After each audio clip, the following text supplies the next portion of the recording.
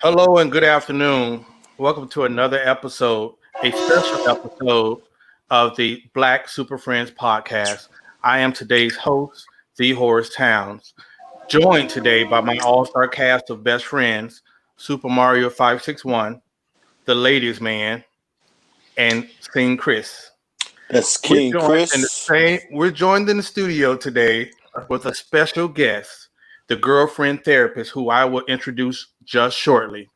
But before we start the show, we also have to pay these bills, and we're going to have a word from our sponsors. Tonight's sponsor for this special episode is Bella Soaps. You tried the rest, wash your ass with the best. Bella Soaps. Okay. Now, going to this bio, I want to give a backdrop of how Therapy Thursday came into fruition. I want to say that last week I had a courageous moment because I don't want to use the word vulnerable. It sounds too light-skinned, but that's another conversation.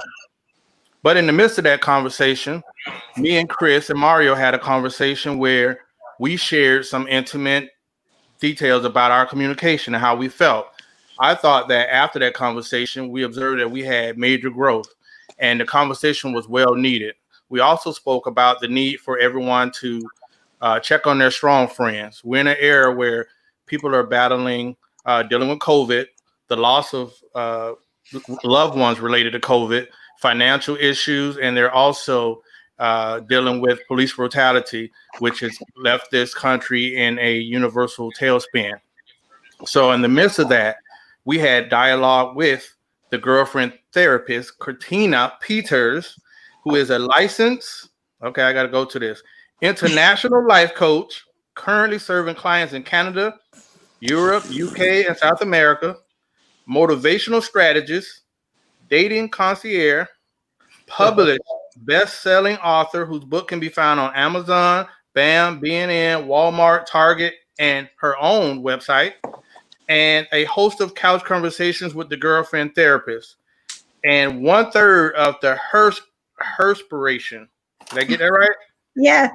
Half of our podcast, but she is the creator of the girlfriend's therapist. So before we start, again, the conversation that we had last week was about overall talking about mental, how men have to deal with stigmas and the lack of outlets, and how men have been taught to, keep it in, be strong, take it on the chin. And backstage, we had a whole nother conversation that could have turned into free therapy, but we didn't do that to Cortina Peters today. So I'm going to first start this conversation by welcoming you and thanking you for giving us your time tonight. Thank you. Thank you for having me. I'm so honored to be among such amazing guys. I love all of you. So thank you for having me. Yeah, and you are an international travel buddy as well. Yes. I was going to start off the conversation tonight. Who will be ready to come up second? Who's ready to take that? You will? Yeah. All right. So before the show, I asked Cortina Peters about the ego and the male ego. And it's funny because you're a woman. So I'm like, she's a woman, so I don't know if she really could handle that question. But I've also said that I wanted to book some time on your couch. Last week, and I'm going to give you an example of how some of the situations men have to deal with. I'm going to be in and out with this question. So, and I watch a lot of dialogues that Mike Tyson do on his podcast, and I relate to him. So a couple months ago, someone did something to me, right? And it bothered me. So I don't know what really bothered me. I don't know if I was bothered at the point that I felt like someone tried to play me. Now, the old me would have been like, you know what, go and expose them and air it out. But I didn't. The new me is like a little wiser, a little milder, really didn't have that same reaction. The problem was I'm bothered because I didn't react like the old me. Constantly having that person on your shoulder like, and you getting soft. You should have just let them have it. What is the issue, or I don't even know if it's a question. how do we find tools to deal with our ego? Because I don't know if ego and pride are one and the same, but when you're developing and growing, what are some tools for us as far as ego? Because that ego sometimes are the same things that'll have a guy kill someone, have a guy in a domestic situation, which we don't condone. But having those moments where ego rules is hard. So how do we combat that? So one of the things that you have to look at, Black men have very extremely fragile egos, and these are really conditioned, and they are conditioned to be strong Black men. And anything short of that is equivalent to being a girl. These are very problematic gender messages that are taught and adopted in childhood. So anything unmanly is presumed to be feminine or gay. So when we talk about it, when we talk about our egos and how we feel, well, how you feel as men, you have to ask yourself, why do I feel like I can't express this?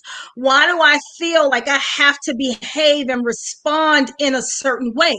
Where is that coming from? And so oftentimes in therapy, the tools that you are given is to challenge the thought that's coming up in your mind when it comes to behaviors that prevent you from being able to apologize, to show vulnerability, to be apologetic, to be compassionate, to be sympathetic. So all of those traits that are normally reserved for females, asking yourself, why is it hard for me to engage in those behaviors?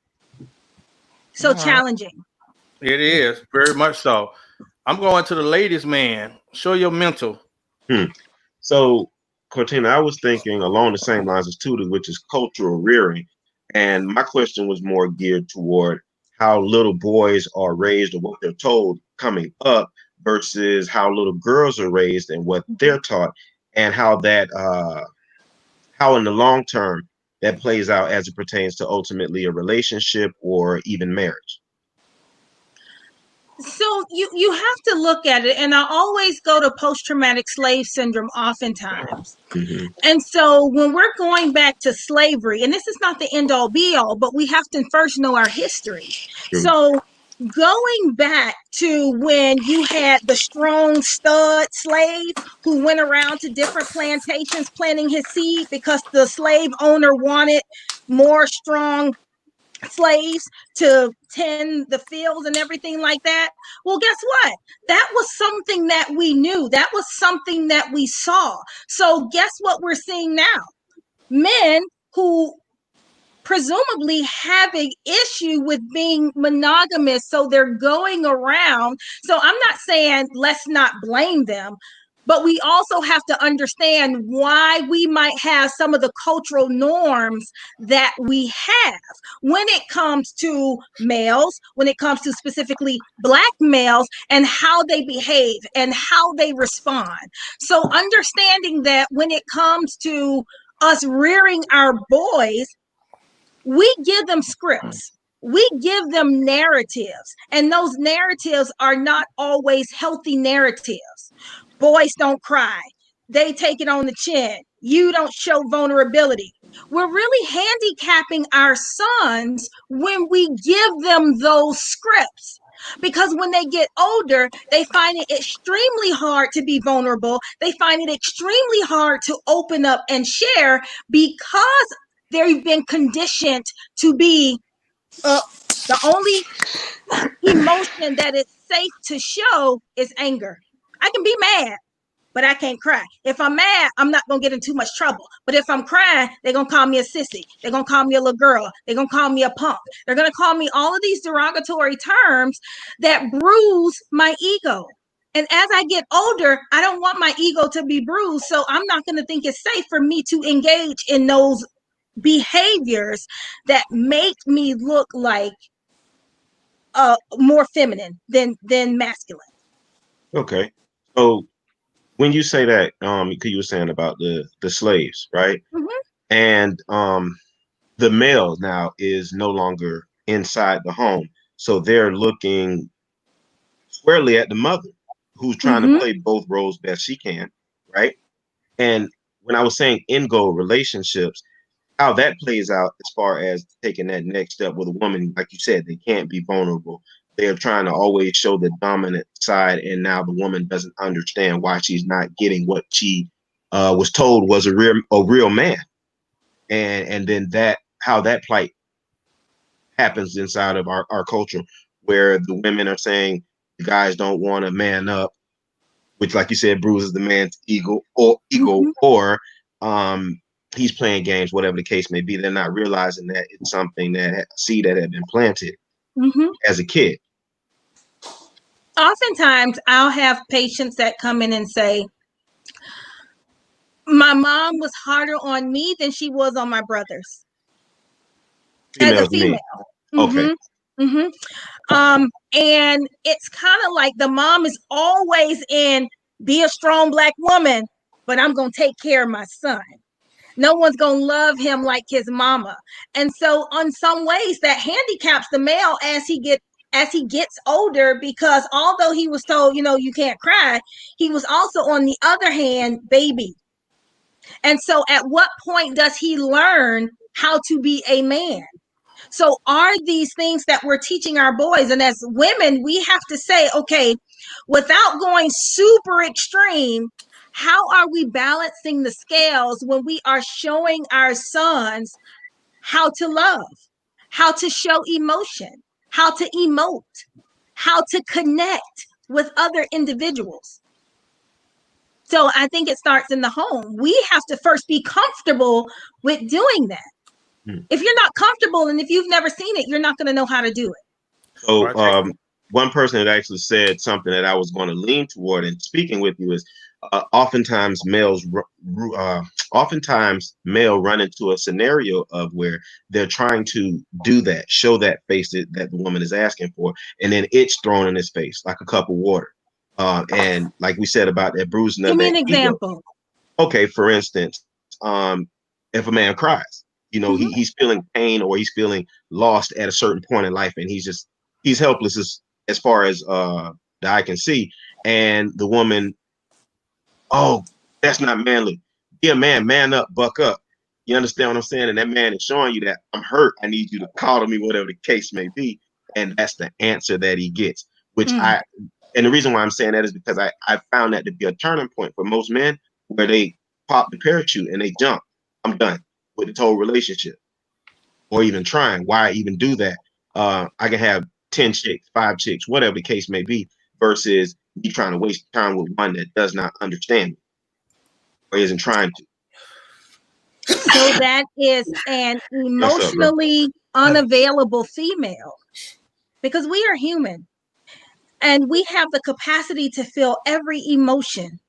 Equally as I feel anger, I can feel happiness, I can feel sadness, I can feel joy, I can feel pleasure. And to deny that male the ability to share with you, this is one of the ways he's showing his love for you. If a man can be vulnerable with you, he cares for you. So if I'm showing you this side of me and you shun me, you're probably never going to get that from me again. And so it's the female, that's her issue. She has to figure out, why do I feel unsafe with this man crying? Why does this make me uncomfortable?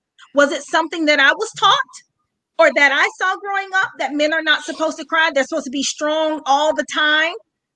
Because if my man can't come talk to me, well, how is this partnership going to work? How is this relationship going to work? Because just as we want them to be sympathetic to our needs, wants, and desires, we also have to be willing to do the same thing. And I think it comes with emotional intelligence and maturity when it comes to women being able to do that. So one last one too. I'm sorry about that. And four of them, guy. Yeah, I know. This is the last one. Financially, right? When it comes into play with today's day and age, how pricey everything is. And he's saying, he's short. He's not making the money that probably someone else would be making.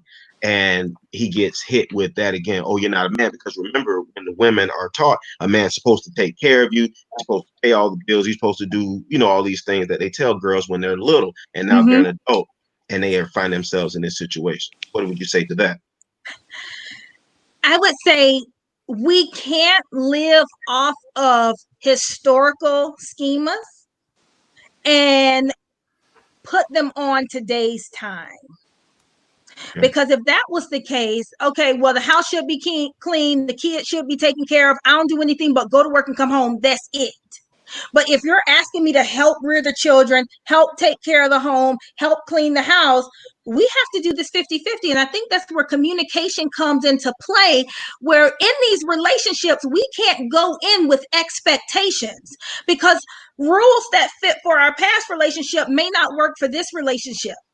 And so I think when you're thinking about having a long-term relationship with somebody, these are factors you need to talk about. Like, what are your expectations of me as a woman? What are your expectations of me as a man? So I can make sure that I'm matching up to what you expect. Because if your dad said the man is supposed to pay all the bills, I know early on as a man, I might not be able to do this. So that may be a sticking point in our relationship that we need to talk about.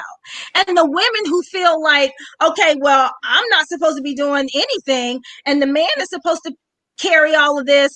What if he's physically incapable of doing that? Are you looking at him less of a man? And we have to think about, where are we getting these narratives from? Where are we getting these narratives of what it is to be a man and what it is to be a woman? And it's funny when I say that. I always used to think about, because I've never had a man take care of me. I don't know if it was my ego. Like, I'm never going to be able to say a man where, oh, you did this for me. My mind don't set up like that. So I've always been the one, up until recently, that made way more than the men I was with. I never threw it in their face. Because when we are a partnership, that's what we are, a partnership. And that's when people don't really know the difference between toxic relationships and healthy relationships. There has to be a communication piece where all parties are on the same page, and you understand it, and you understand that there are just some things you don't hit below the belt. But if you are unhealed and if you are broken yourself, you don't see the red lights or the yellow lights that caution you, like, oh, you might not want to go there. Nope, we don't say this, because some things that you say, you can't come back from. All right, I'm gonna go to Mario, and then I'm going to Chris. Mario, you have a question? Yeah, it's how you doing, Cortina? I got a question too. It's about I think a lot of young black men, you know, we grew up with strong black moms, right? And a lot of us grew up without a father in the home. So I think a lot of the trauma is, it's not even so much as how to become a man, it's when I become a man. I think it's the guilt, or how do you move on to like getting over feeling responsible for your mom, because you know it's so much in my life right now that even the process of getting a wife and understanding that, you know, the Bible says you go away from your family, you cling to your wife, like, you know what I'm saying, that's my new family and my new responsibility. But and even though my mom don't want it and she tell me she good, you know, me seeing her sacrifice so much coming up and seeing all she did to make me who I am, I almost feel indebted to like super overcompensate everything she wants.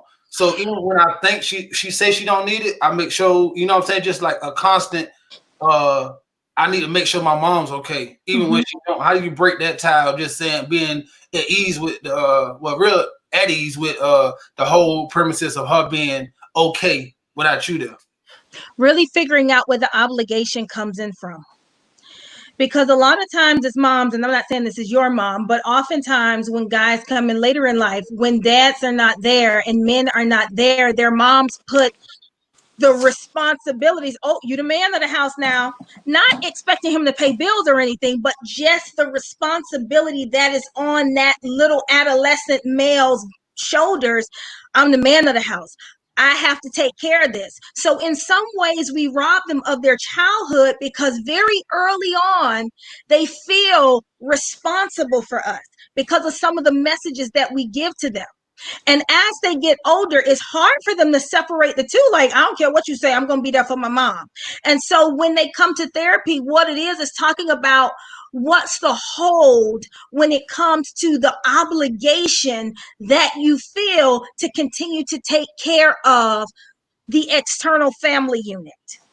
So really getting down to your belief system, because the activating event is my dad left, so I was in charge of everything, or there was no man in the house, it was just me. The consequence is, as I get older, I'm still trying to run my mom's house and my house, and sometimes it might be a little hard.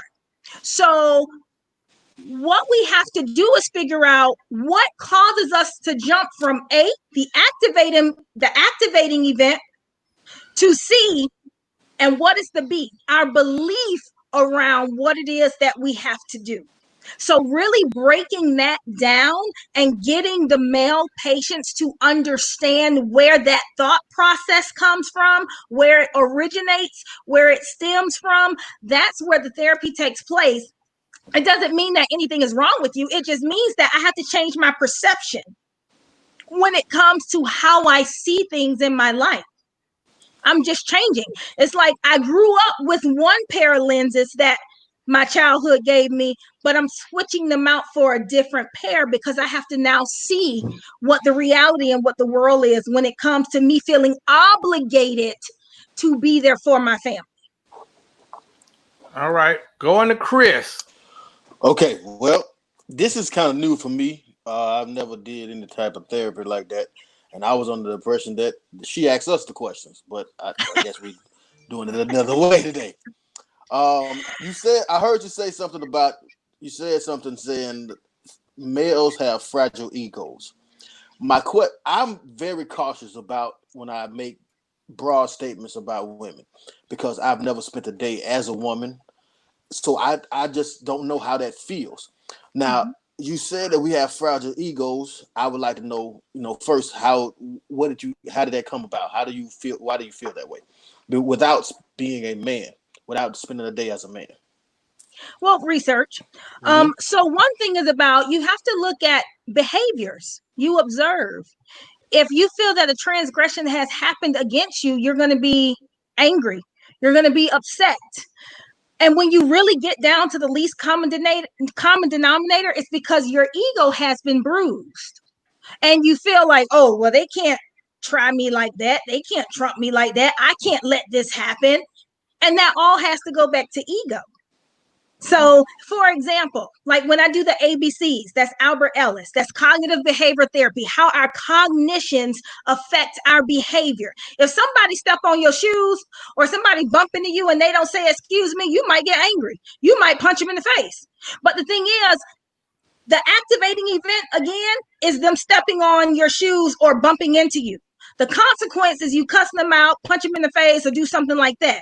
What causes us to go right to the consequence is our belief system about the activating event. What is my mind telling me about them pushing me or stepping on my shoes? It's telling me that they disrespected me. So as a man, what have I been taught to do when people disrespect me? I got to stand up for myself, because if I don't stand up for myself, then 100 other people gonna try me.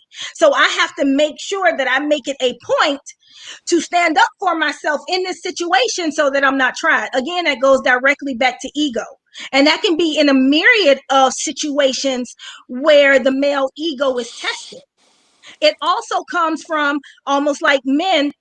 They feel like I can cheat all day, have 150 women, but as soon as my girl does it, she can cheat one time, not even physically be in the act, but communication with the guy. And I feel like she done slept with the world. Why? Because socially, we have not been trained that is acceptable.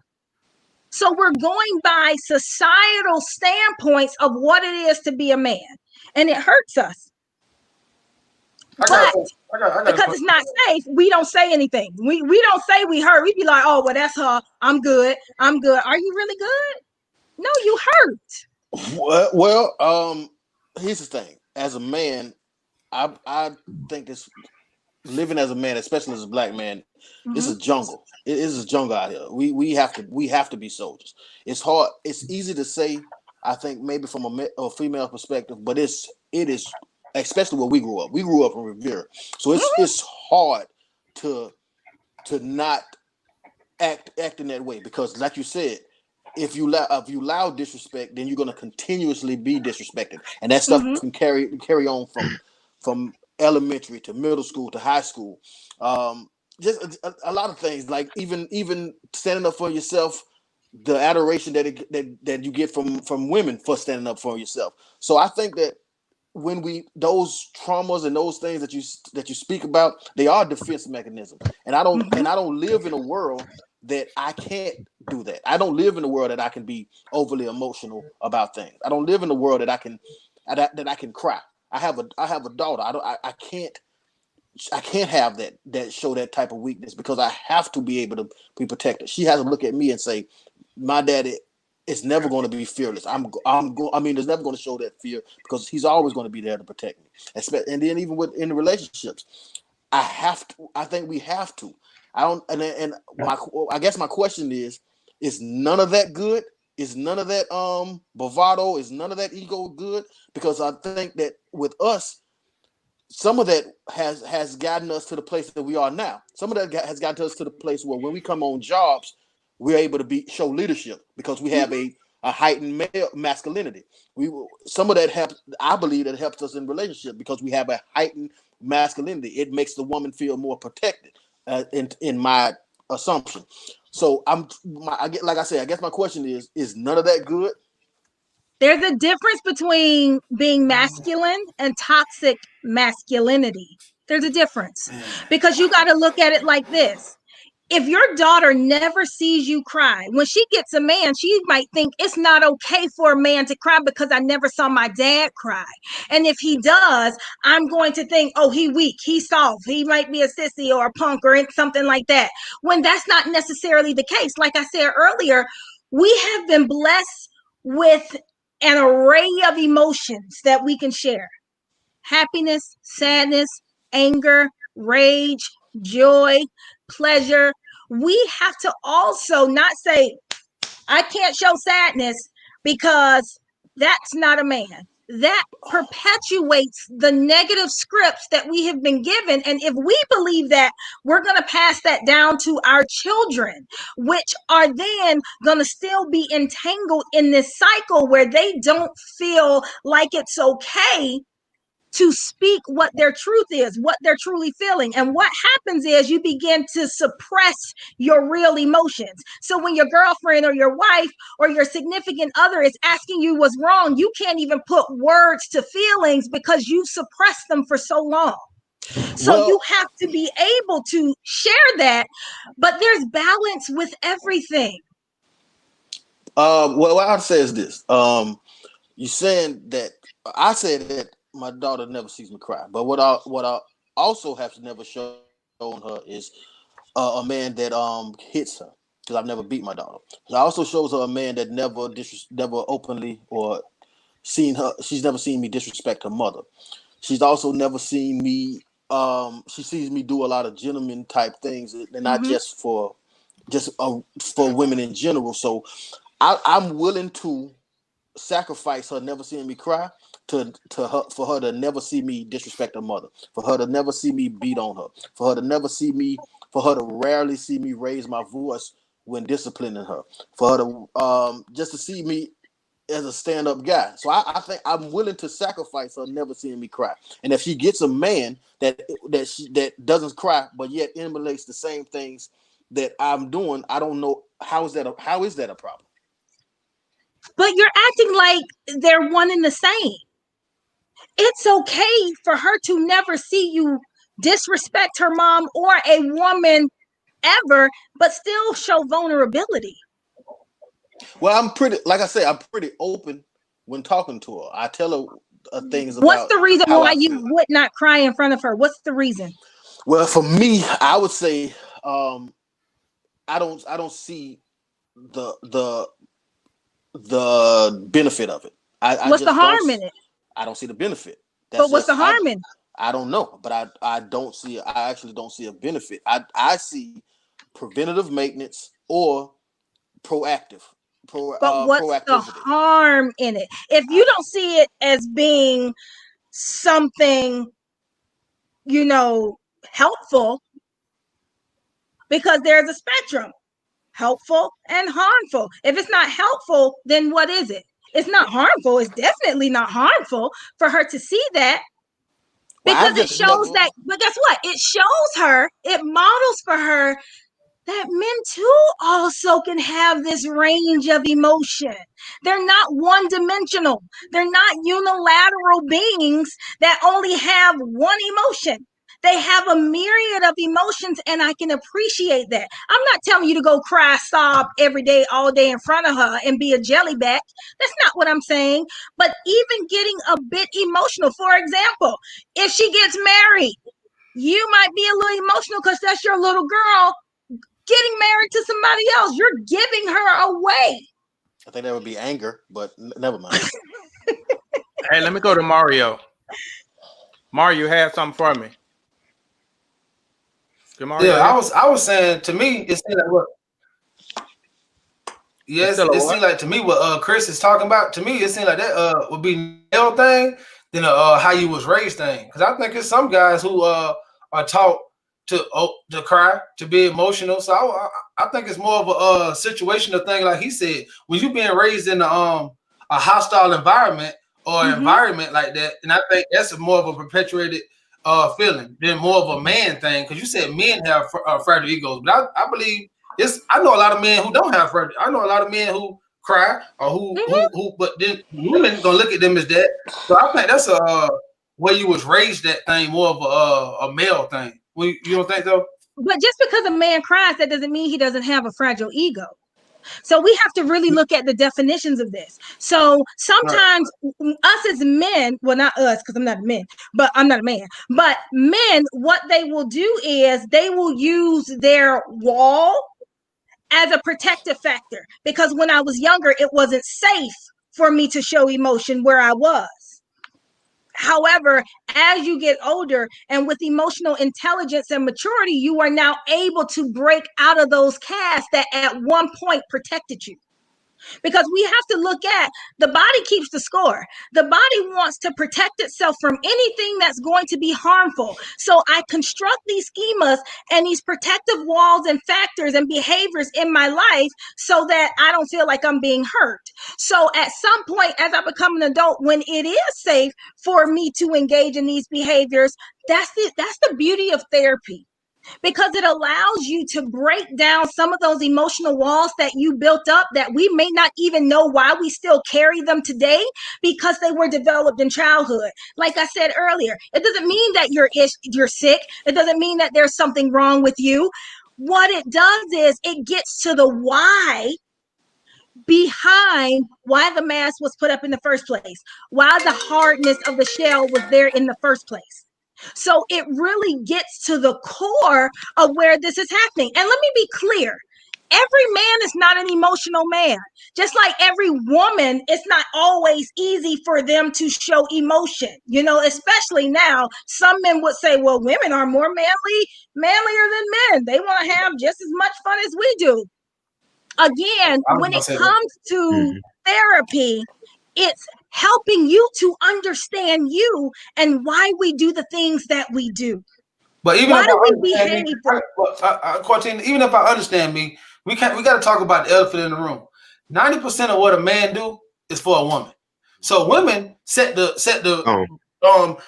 standards of what a man is. Because right now, back in the latter days of our lives, in the 60s and 70s, it was looked at as a great thing for a man to have a hard job, to raise his family, to have rough hands, to be strong and built.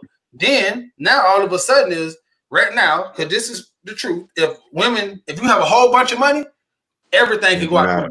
And people gonna sit here and say, "No, that's not true. That's not true." But it is true. Because statistics say that if a man has a lot of money, he can get away with cheating, being fat, being ugly, never caring, disrespecting, because money in a Birkin bag supersedes most. And everybody gonna say, "Yeah, that's not me. That's not me." But I have a lot of homeboys who have a lot of money, who's complete assholes, who has a plethora of women. Then I have a lot of homeboys who are complete great men who have a hard time in finding women. So in my research, I've seen that a lot of times right now the pressure be put on a man to do something, but right now we still chasing a woman, and they hypocritical in what they're asking for, and it's confusing. It's like, yeah, we want y'all to cry. As soon as we cry, look at this soft ass. Like, come on, what's going on here? I don't think you can put that on all women, just like I can't put that on all men. We can't stereotype or generalize. That may be a large bit. That's what we're talking about. But when the you vast get majority. to it, like I said to you guys, I think, I don't know, was it last week or whenever we did the after show? When you get into a relationship, both people have to be healed, because a lot of times women are looking for security, and I may sacrifice my security because he can provide me with all of this versus what I really say I want. That's not me personally, but I have seen where women are willing to risk what their list says for being comfortable. So what that has to do for that woman is say, okay, you say you don't want this, but you're putting up with it. Are you not confident with yourself as a woman?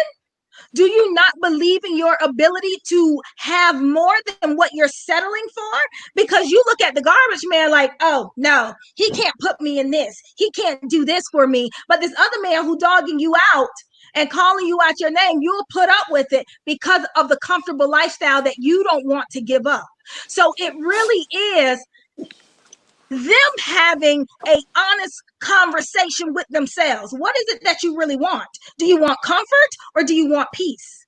But as a little boy, because right now my problem is gonna be, I want you to speak to the young men, because see, right now what happens is this.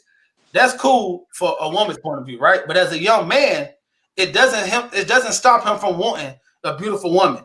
And if a beautiful woman is telling him, I need money, he's not gonna say, you know what? She just, because you're right, he should just say that's not the woman for me. But 9 out of 10 times he's not. He's gonna say, well, to get a beautiful woman, I have to get some money. Hence, me going out here throwing rocks at the chain gang or doing all that other kind of stuff to get money. Because truth be told, most of the stuff that we acquire in life as a man is only to impress a woman. Because me in my most comfortable state is not dressed up. Me and I don't want to go buy person and do all, you know what I'm saying? Right now, so I'm living the freest I've ever lived in a long time, because I have no quota over my head to keep up with, you know what I'm saying, to abstain to even get a woman. So right now, I can do exactly what I want to do because there's nothing to impress. Or there's no standard that I have to have but my own. But you know what? You have to look at the rap videos and everything that we see. Society gives us the script. Society tells us we have to go after this type of woman. Society tells us that this is how we have to be in order to get that woman. And women fall into the same trap because, oh, I have to be the video vixen. I have to be this. I have to want a man who just has money, who doesn't work for it, who just is flashy and has all of these things. So again, it's the scripts and what they're showing us. But if you have strong men around that young boy or around that young man, and they can see men who are actually putting the work in and not falling into these scripts that society is giving us and telling us how we should be and how we should act and who we should date, then guess what? We'll begin to change the script. We'll begin to change it, because I'm pretty sure you're not going to raise your son to go after that person who wants that. Right. I'm not. Because of who you are. But it's more black women. See, this is what I'm saying. This is the elephant in the room. It's more black women raising black boys than black men in the home. So right now, what I said. So right now, when the little black boy grew up, and what woman he come after is who his mom tell him to be. So right now, I went and got a woman with the morals that my mom and my aunts instilled in me. So what? But she's not a gold digger.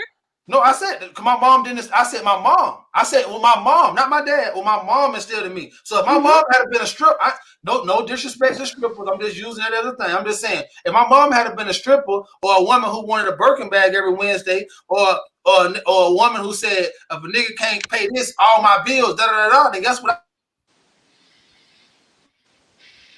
Mario went out. Again, it goes back to the parents. I would have probably been doing.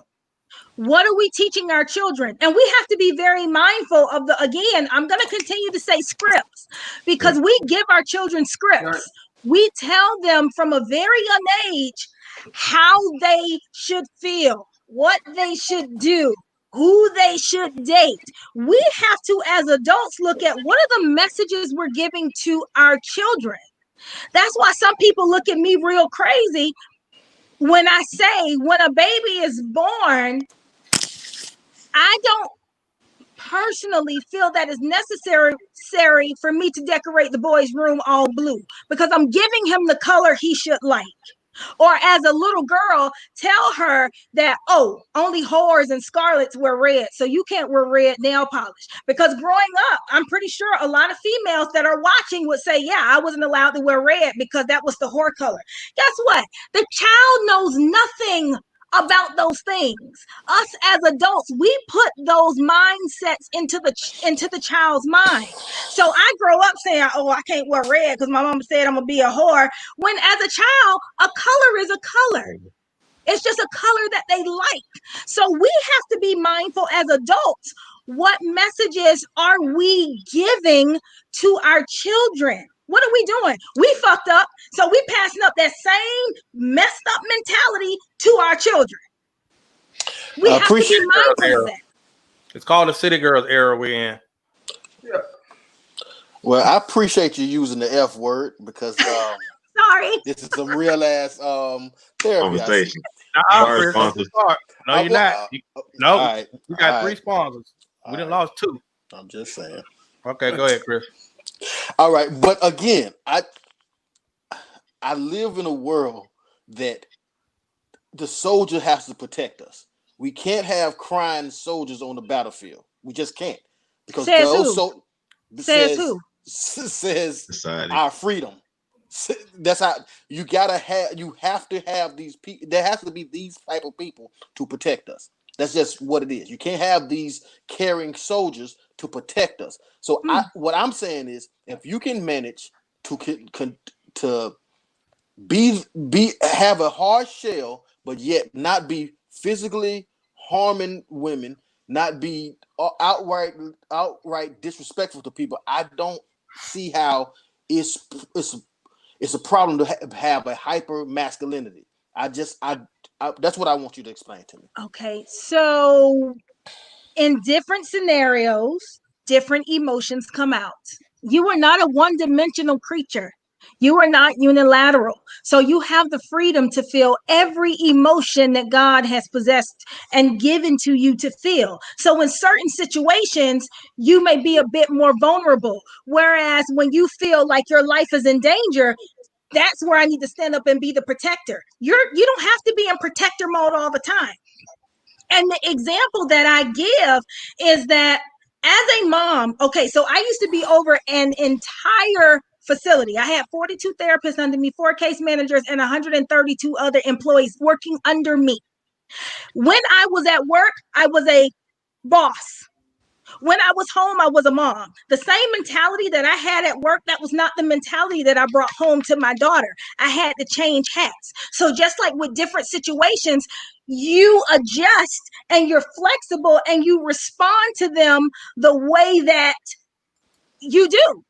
It's almost like when danger happens to a mom, she may not always be that protector, but if danger comes to her child, she may possess the superpower of 10,000 men.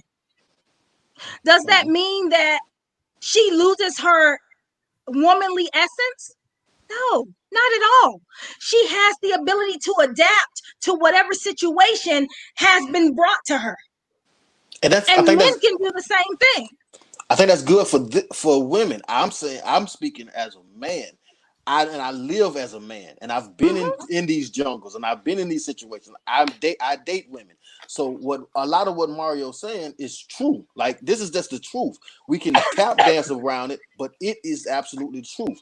Growing up the way we grew up, dating the way we dating the women that we date, and I'm the last person that's going to sit here and bash or blame women for anything, because I believe that as a man, it's on us. We have to understand female nature. We got to understand we got to understand us. But what I'm saying is, sometimes I feel as though there is an attack on masculinity, especially hyper masculinity. Sometimes we're told that it's toxic masculinity, but this toxic masculinity fuels a lot of female economy. The strip club is here. That hyper masculinity is what fuels that. The Hooters waitress, any place where women wear tight clothes and men fuel that economy, that's come from hyper masculinity. So I think we have to be careful about when we want to take that away, because it fuels a lot of female economy. So my thing is this. I don't know why it is an attack on hypermasculinity. Can you explain that to me? I don't think there's an attack on hypermasculinity, on toxic masculinity. Absolutely, because you're perpetuating a stereotype that's unhealthy. Now, when it comes to the strip clubs and everything, there are women who frequent strip clubs. I used to go to the strip club. I don't think that you can be a very masculine man who frequents and enjoys the strip club, but still have more dimension to the array of emotions that you show. Again, it's not this or that. And I think you have a black and white mindset that prevents you from being able to see that, okay, well, there's other alternatives to the way that I live my life. And I'm not saying that you're wrong at all, because that's what's been comfortable for you. What I am saying is taking the opportunity to figure out why at this point in my life do I feel like it's unsafe for me to show vulnerability. But I think that's what we're telling. I think that's what we're saying. We're telling you why it's unsafe. Why is it unsafe? Why? Well, for one, are you still in the trap? Are you still feel like you're gonna get your life taken away from you? What's going on? Yes, we do. We feel like that. Yeah. We feel like that every single day. We feel like that in the dating world. We feel like that in when we go back home. We feel like that in workspaces, because I work physical jobs. Mm-hmm. I've always been in these spaces. So yes, I always feel like that. I feel like that when I'm getting pulled over by the police officer. Yes. I feel like that I feel like that in normal situations. So it's hard for us to say, well, I'm gonna use crying to express myself when I can actually when I can do something that really solves the problem. If it works for females, that's fine. But we're more into getting answers instead of just expressing our emotion. But you can get results and be action focused and action oriented and still show emotion. What I'm trying to explain to you guys is it doesn't have to be one or the other. And when you think about, I still got to be this man, I still have to be this, you have to go back to what your belief and what your definition of being a man is. How do you define it? Not what was told to you, but you right now as a grown man, how do you define manliness, manhood, and masculinity? A lot of it has to do from what you grew up and saw your ceiling. What you're going to use to define that, I believe. See, that's what I feel. I'm a provider and a protector first. Yeah, that's who I am. So you're right. In my book, I feel like somebody brought up a point that said it's a lot more women in this world than men. It is. So there go a lot more of the crying and the sobbing. Okay. So now if men start crying most, so now damn the whole world crying. Shit. So who's gonna be the one who's gonna be the protector then? But does that mean that we negate your feelings? Because if I don't feel like I have the right to cry because I always have to be protector mode, guess what? That's where we breed more anger, more resentment, because I don't have another outlet to let loose of the true emotions that I'm feeling. It's because I ignore them. I put them on the shelf because I can't do it. I can't be this way. I can't show this. So we have all these can'ts because of what I was taught. And we never give ourselves the you can.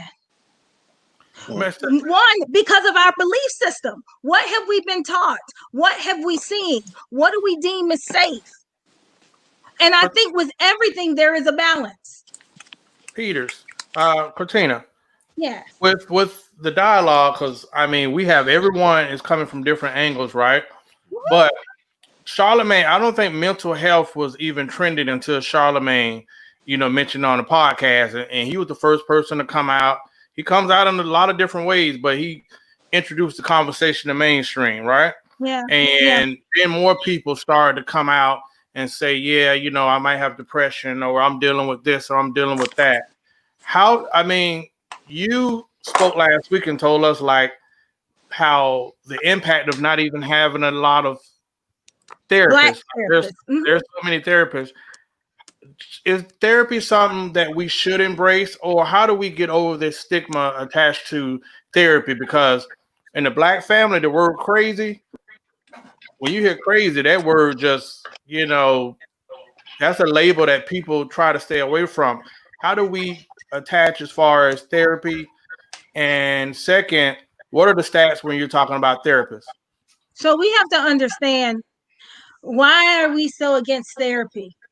So a little background, a little education is therapy was bred in racism. Let's just be honest. Because we had Sigmund Freud, who referred to Black people as savages and barbarian. We had Ray Cottle, who spent his life basically as a racist and a fascist. We had Carl Jung, who labeled Black people inferior to whites. And so when we talk about the study of the mind, these are the fathers of psychology and what they believed. So a lot of the literature that we show are very one-sided when it comes to dealing with Black people. So as a Black person, they feel this way about us. I'm going to be untrusting. And not that people today even know that history of it, but it's kind of like passed down. Because if I share this with them, they're going to be gauging me off of the research that they've done from the past, which was not on people that look like me. So it's going to be very hard for me to connect. So now when we talk about 4% and 12% of the people who are credentialed, not the people who just doing it, but the people who are actually licensed and credentialed to service and provide therapy to Black people, we are the minority. It's not a lot of us. And so when we're introducing this idea of therapy, we have some people that say, okay, well, I'm only going to go to God. I'm not telling nobody else. I'm going to my pastor. That's it. Or that's for white people. We don't talk about that. Or me, even if I feel like I'm having depression, if I go to my circle, they may be like, oh, you're crazy.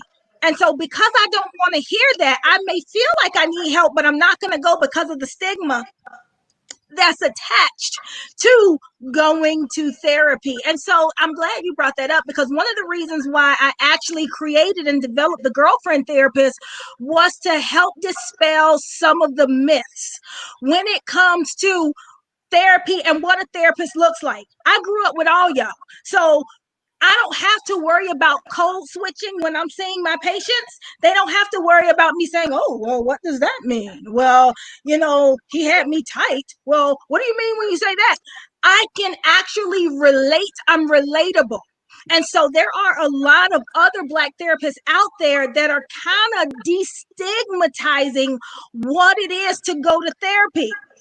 90% of my practice are Black individuals. And I'm so happy for that, because my rates are $150 an hour.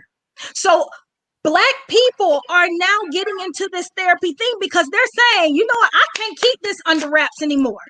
I may not have a diagnosable problem because it doesn't meet the criteria for the DSM, but I got some stuff I need to talk about. I have some stuff that I need to let loose. And I think the more honest people were about their issues, the better it would be. But one thing that we do is we minimize people's problems. Oh, you just tripping. Ain't nothing wrong with you. You good. You don't have no problems. We even do that to our children. We tell them, you don't know what stress is. I know what stress is. But children have stress as well.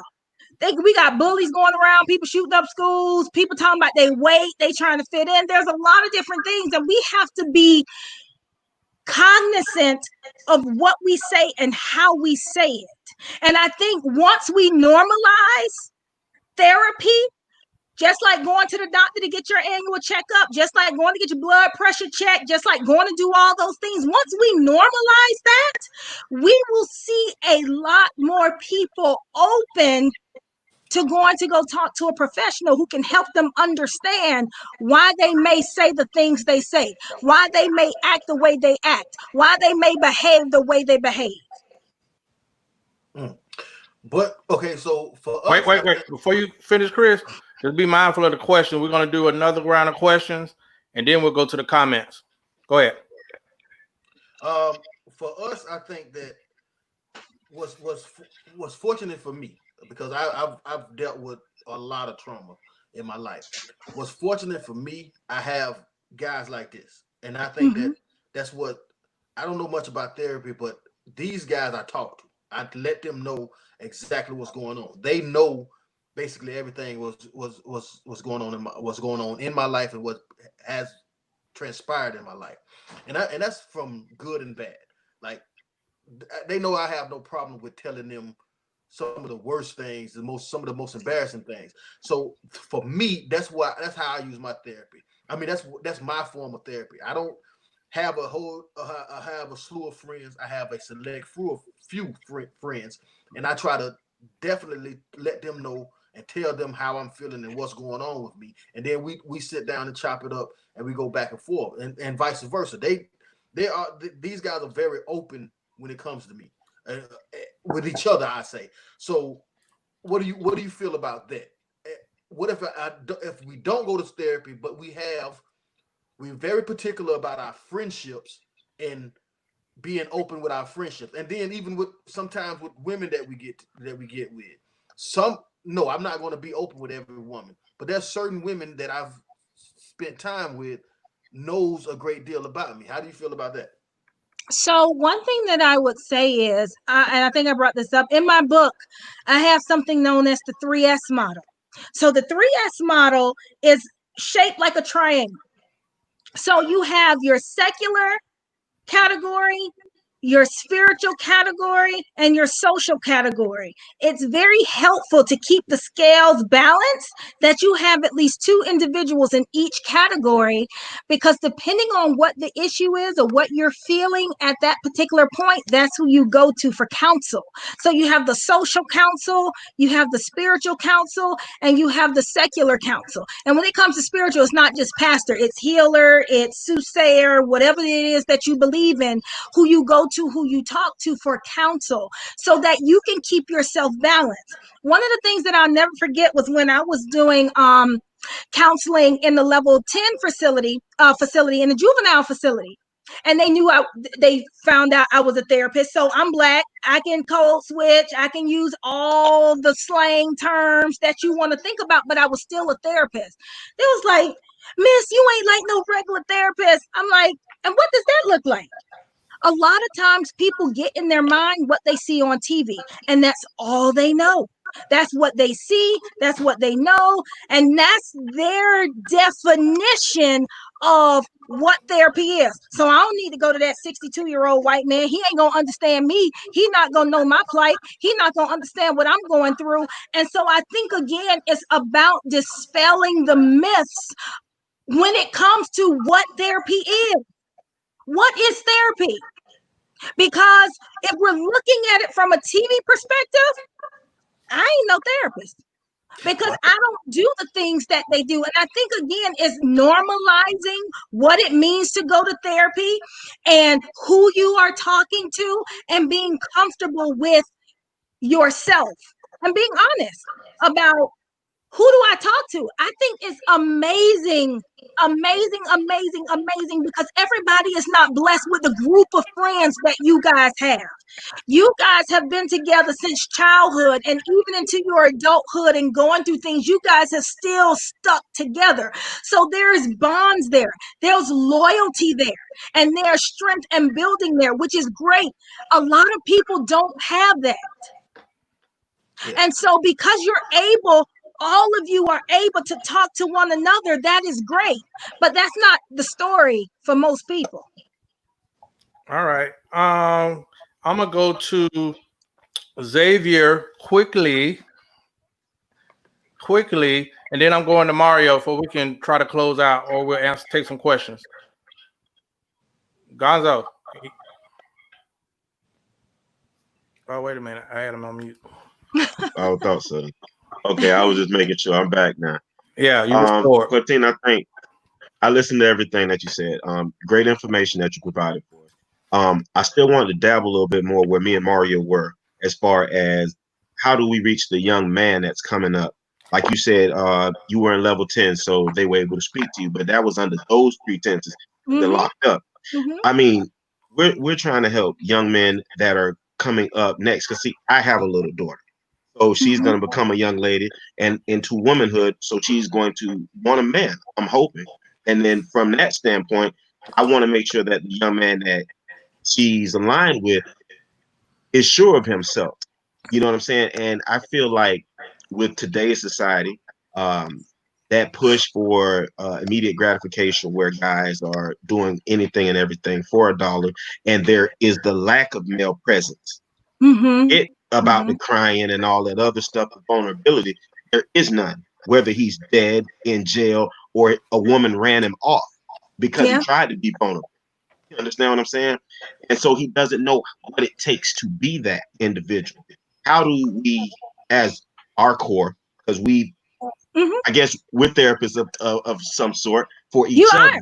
So how do we impart into them so that they know that, you know, it's all right to work a straight 9 to 5. It's okay to be vulnerable, shed a tear, but shake it off and move forward. How do we do those things? Mentorship. Mentorship. I can give a boy all he needs. However, he can't see himself reflected in me. Okay. It takes a man to mentor. Right. So you wait a said, minute. what Wait a can minute. we do? How do Give we me 2 start seconds. that? Give me 2 seconds right there. Because you said a part of what I was saying. It takes a man to mentor. But a lot of these men don't even know what it is to be a man because they were not taught it. You'll have the male, what you guys call it, toxicity. I'm sorry. Toxic masculinity. Masculinity. There you go. That's taught a whole bunch of it. You know, 16 women, a whole bunch of money. It don't matter how you get it. You know, all of that stuff that's not helpful to them. And also, too, from, like you said, the women who, the immediate gratification, who, the secret, who like that. So they're going to push that man to do any and everything so that they can reap the benefits of that, right? How do you impart that into the women, too, to let them know that if a man cries, it's not your time to kick him in the proverbials, but to open your ear and listen to how you can help that guy, almost like the yin and yang, where he's going to be strong, she needs to be, or where she's weak, sorry, he's strong, and where he's weak, she's able to nurture, because that's what women do. How do we put that into play? Is healing. Because you can't mentor someone if you're broken.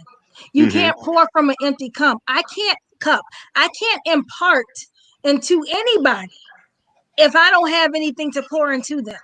So I believe that it starts with us as adults healing and dispelling some of the myths that we have. So when we are imparting information into these youngsters, guess what? It's healthy, sound information, not broken and coming from a negative place. So we first have to know, because I think Mario, and I can just keep going to Mario, but Mario, I think you are an amazing father. I think you're going to be a great role model for your son.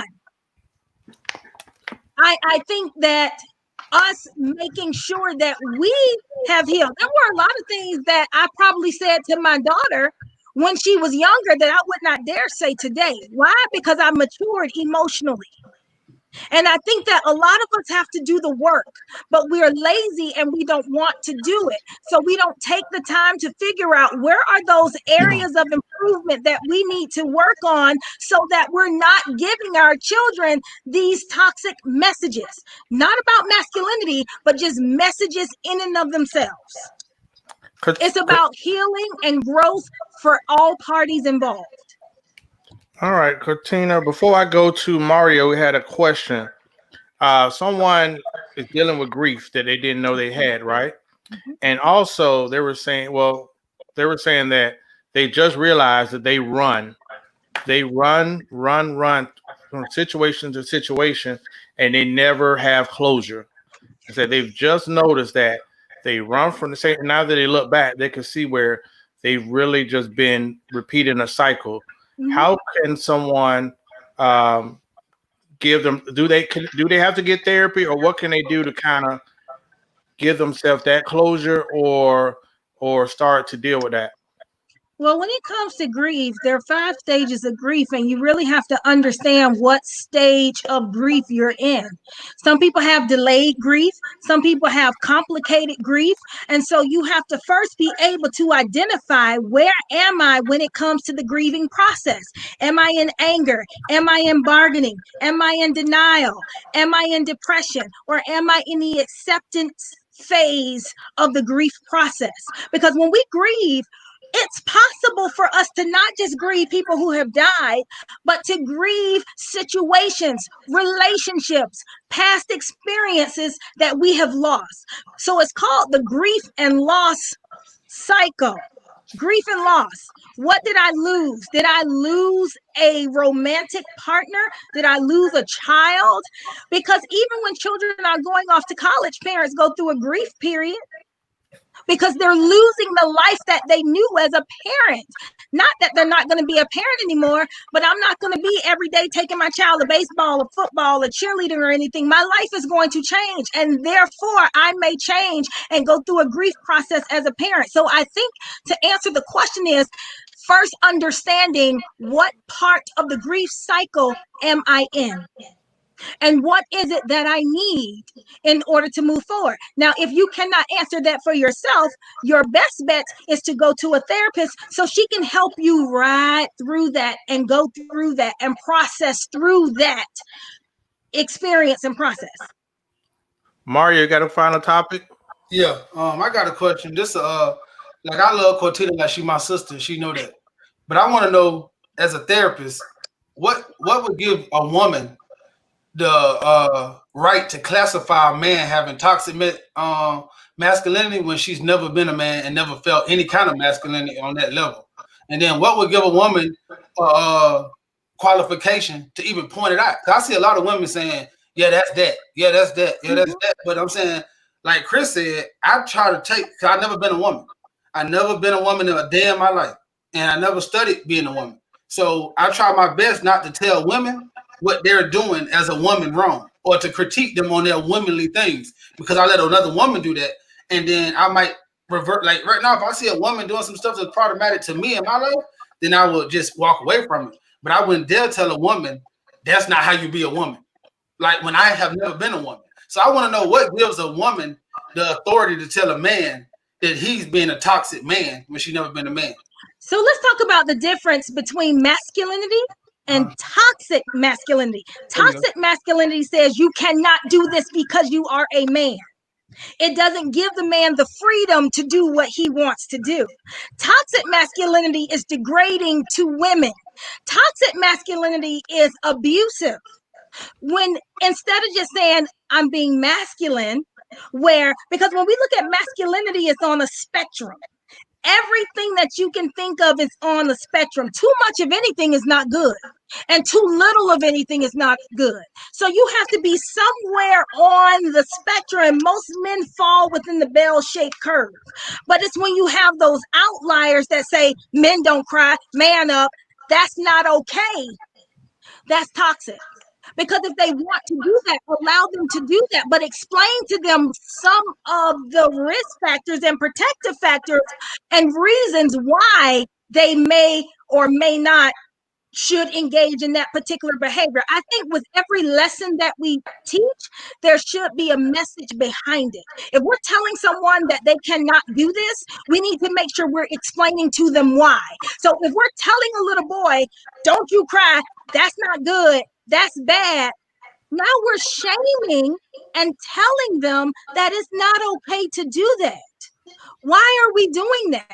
We have to figure out, why do we feel that it's okay to tell someone, a little boy, that it's not okay to do this? So we have to check our own self. So when I talk about toxic masculinity, I love a masculine man. But when it comes to being toxic, where it distorts your perception of what it is to be a man, that's where the problem comes in. I got one more question too, if we got time. All right, so let me give you a scenario.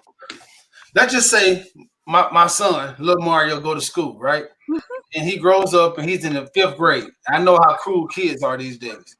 So a little girl breaks his heart in class, and he wants to cry. So I know by him crying right now, it's going to open up a barrage of other stuff in his life that can entail make his 5th, 6th, 7th, 8th, and all the way to 12th grade a miserable hell.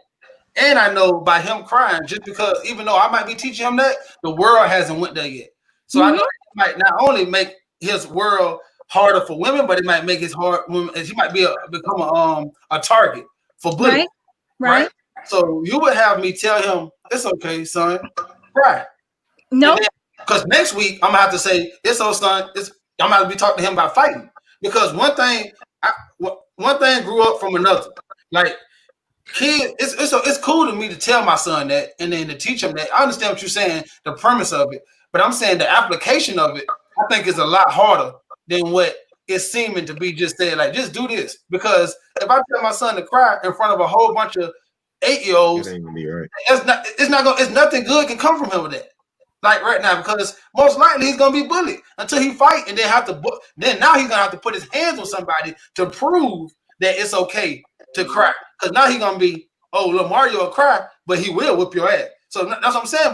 But how about if you don't cry and you just don't have to whip nobody's ass? You would rather him cry and have to whip somebody's ass than not cry and don't whip somebody? I'm trying to get that understanding. No, I think as parents, we have to create safe environments for our children to display those emotions. If you as a father don't want your son to cry in front of a whole bunch of 8-year-olds, you create the safe space for him at home for him to show that side. But when he goes back to school, ain't nobody gonna see him cry because that's what you have taught him. If he feels hurt because a little girl broke his heart, as a father, you take the opportunity that's a teachable moment right there to say, you know what, son, you might have a lot more times that your heart is broken. What are you feeling? Why is your heart broken?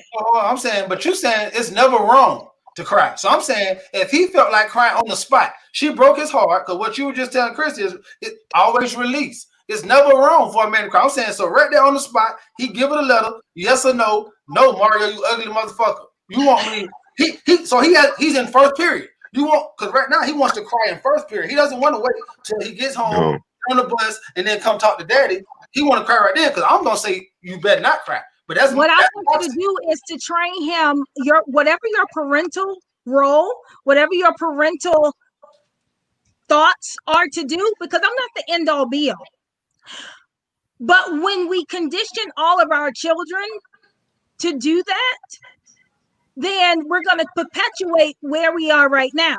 I think as parents, we need to do what we feel is right. But on the flip side, also not just say don't cry, but explain to them why we are saying that. I agree with that. And you have to also, we just can't say, don't cry, boys don't cry. Well, why? We never give them the why. And so they grow up trying to seek the why, and they sometimes discover, oh, dad was saying this because I have to be the protector. But that's not what you said. I had to go through all these life experiences to understand that you were telling me not to cry because I have to be the protector.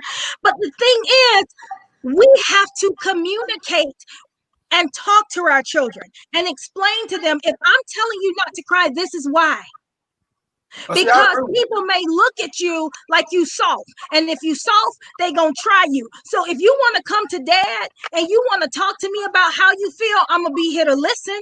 I'm not gonna shut you down, because a lot of times when little boys grow up to be men, they were minimized and shut down as children. Hey, So, Cortina. I agree with what you're saying, rather than just saying, yeah, let him cry. See what I'm saying? It can't be both ways. See, that's what I'm saying, because that can't be the answer. I say, yeah, just let him cry. Yeah, but 8-year-olds get beat up too. So I agree with the point of you saying no, because it's a time and a place for everything.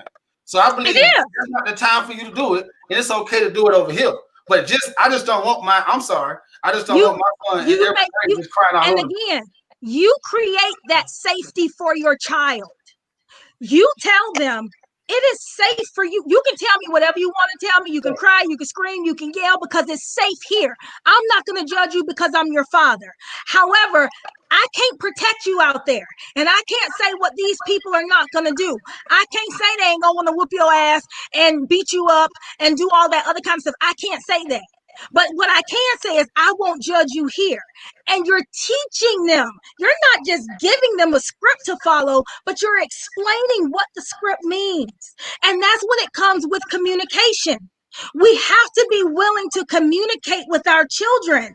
We like to give them directives, but we don't want to explain to them why we're telling them to do the things that we're telling them. And then even in us starting to tell them what we need to tell them, we will discover that, damn, I don't even really know why I'm saying this. I don't even know why I believe this. I don't even know where this thought process came from. That's good. That's a good point. And I brought that up because a lot of people, I want to be real as I could be, because I have very open dialogue with my kids, yeah. but I want to bring it up there because everybody don't, and then everybody just not gonna send a child out, especially a little boy, because I can only speak for men. So I grew up as a little boy, so I understand there's a lot of women saying yeah, but I understand as a little boy, it's a little bit, it get a little bit more tougher because you're trying to find your way through. Yeah, things, especially as a little black boy. That's a little more, you know what I'm saying? Well, y'all said something earlier. I used to be over an inpatient substance abuse facility, and a lot of individuals with substance issues, they'd be like, Miss Cortina, are you in recovery? And I say, why do you ask me that? Why does that matter to your journey? They'll say, well, because I believe that nobody who ain't never been through it, they can't help me. I say, well, guess what? Let me tell you, I have a male gynecologist. He's never had a vagina, but he can help me with mine. So we have to really be able to understand that when we have someone who takes the opportunity to, one, listen to men, to study men, and to be able to help them, we can't automatically shut down the female's perspective because she's not a man. I agree. But would you feel the same way if a man tell you he know how it feels to have a baby? But see, I've never said I knew how it felt to be a man. No, you did, of course you would. I can help you navigate your way through the process. Oh no, but I could never tell you that. Oh yes, I know what it means to be a man. You wouldn't. That's why I'm just saying for that. I'm telling you to speak that to those people who do feel like they can tell a man how to be a man. We cannot, as women, we cannot tell a man how to be a man. The only thing that we can be is supportive. You broke up. You say it again. We cannot tell a man how to be a man. The only thing that we can do is be supportive and listen and be compassionate to their experience, because one, they are men and they are black men, and this world does not treat them fairly. And we have to understand that they have so many more responsibilities on their shoulders and so many other things that they are looking out for, that sometimes they may not feel that I don't have the time to be vulnerable. I don't have the patience, and I really don't have the safety to be off of alert and off of go all the time. So us as women, we have to be mindful and respectful of that point. So when they come home and we're always rah, rah, rah in their ear, trying to nag, that's not okay. We want them to listen to us, but we also have to be willing to listen to them. And I think the biggest thing is communication on all sides. We as women have to be willing to communicate. We as men have to be willing to communicate so that we can create the strong family that we are trying to cultivate. And when it comes to us being a strong family, we have a strong parental bond. Guess what? That's going to be passed down to our children. But when our egos get in the way, when our thoughts get in the way, when our pride gets in the way, when what we've been taught gets in the way, guess what? We pass on toxic traits to our children that then end up in toxic relationships, and they don't know what to say, how to say it, who to say it to. Right. We're in agreement there. We're in agreement there. You know, I'm just real passionate when it comes to therapy stuff. I like that. Yeah, that's real. And you ain't said nothing wrong. Listen, you are a great therapist. You went on international travel laughing at these comments, right? So I can't see them, so I don't know what they're saying. So for the city girl victims out here, for the people dealing with COVID, for the people dealing with financial stress during this era, until they can get on your couch, what are some things that the people at home, because some of the people enjoy the show, but they're not coming to your couch. Right. What are some exercises that they can do before they have the courage to get to your couch? Like something they could do right now or tomorrow where they can deal with their mental health. So every Monday, I do a Monday Minute Motivation, and I talk about different points in therapy. That is free. All you have to do is go to the Girlfriend Therapist on any social media network. Type in the Girlfriend Therapist. You will see me. I do a Monday Minute Motivation. Another thing that you can do is always challenge your thought process. Why am I thinking the way that I am thinking? When you begin to feel overwhelmed, there's something else that you can do known as the 5-4-3-2-1 grounding technique. So what you do is you ground yourself and you say, you know what? I have too much external stimuli coming at me. How can I become mindful? Not my mind is mindful of stuff, but I'm mindful where I'm able to be in the here and now. So it's 5 things you can see, 4 things you can hear, 3 things you can feel, 2 things you can smell, and 1 thing you can touch. So if I'm going backwards on the 5-4-3-2-1 technique, guess what? If I was pissed off and I was angry and I was mad, if I'm focusing on my 5-4-3-2-1, guess what? I'm going to go from a 10 to maybe a 6, a 10 to maybe a 4. I'm going to be able to calm myself down. So whatever that big mountain is that's staring me in the face, I'm going to be more mentally prepared to address it. I need to be able to confront my truths. I need to journal.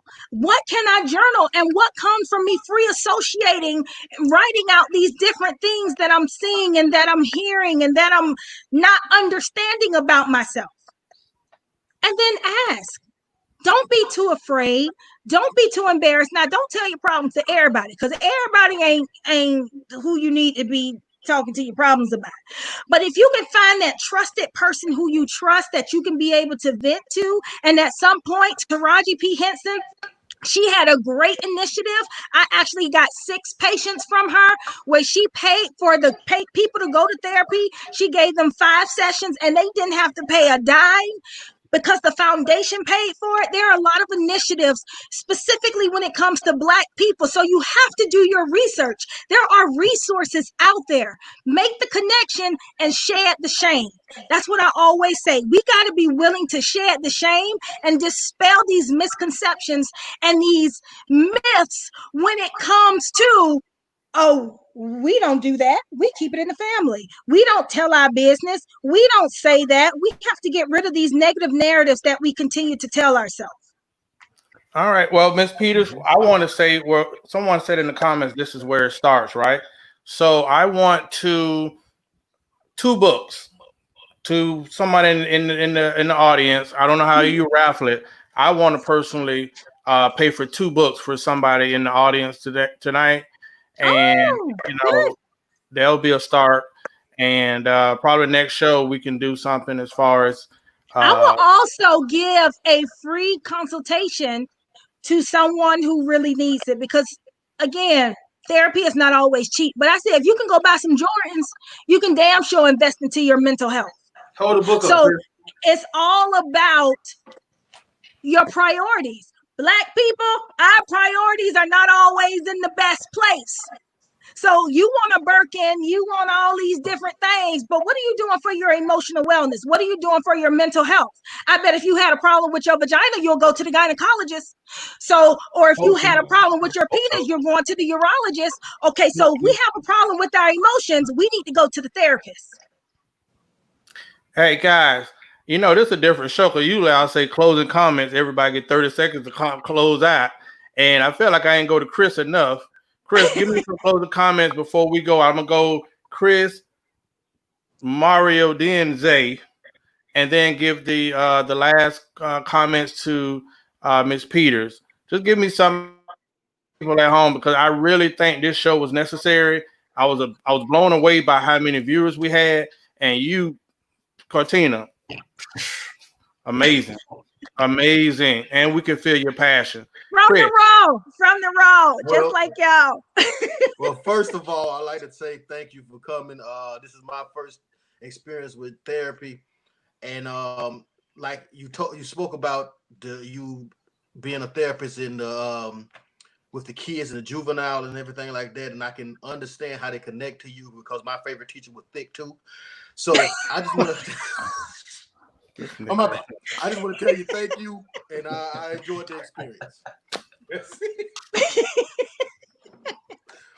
Mario. Thank you, Chris. Mario. Yeah, we definitely knew what you was gonna come bring. That's why we invited you on, because this was necessary because of your voice and the way that you speak to us and for us as black men. We appreciate you. Yeah, and like you said, everybody don't have a Cortina, so we're gonna at the end just make sure you pull up your page one more time. And her book is amazing.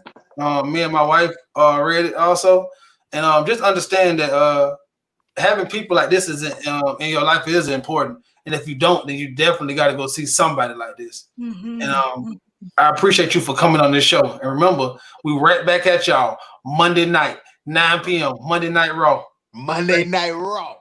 All right, before I go to Zay, I just want to remind y'all this show came to fruition because people thought I was about to cry last week. That wasn't it. I had just drunk some juice from one of our sponsors and I got choked up. So I didn't want to choke on camera. But if y'all think it was vulnerability, I'm good with that. You know what I'm saying? So go ahead, Zay. I just want to clear that up. Thank you, Cortina, for coming on, sharing that information. I'm quite sure it was needed, both female and men. The information was relatable.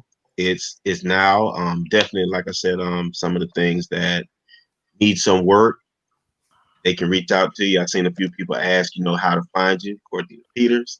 Look her up, Facebook, IG. Is it the Girlfriend Therapist on IG? The Girlfriend Therapist. I'm not your typical therapist.